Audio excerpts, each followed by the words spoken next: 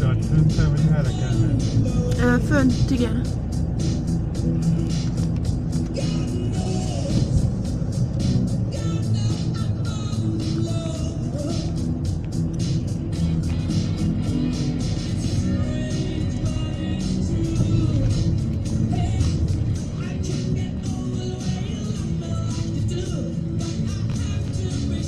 Nizam je alternativ. Sandra Pučić jutros je s nama iz Hrvatskog autokluba. Dobro jutro, Sandra.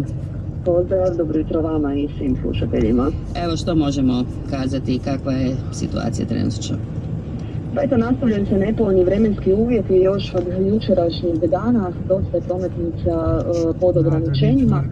Trenutno je zbog bure za sav promet zatvorena autocesta A7 između čvorova Sveti Kuzam i Šmirka u oba smjera.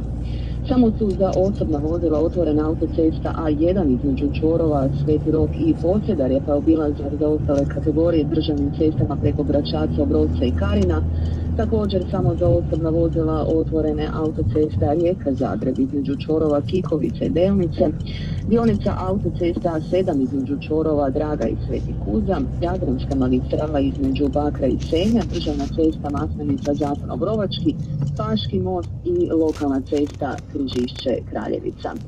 Zbog snijega u Gorskom Kotaru i Lici, ali i olujne bure u priobalju, trenutno nema slobodnog cestovnog pravca za kamione s prikolicama i tegljače s poluprikolicama u smjeru Rijeke te obratno.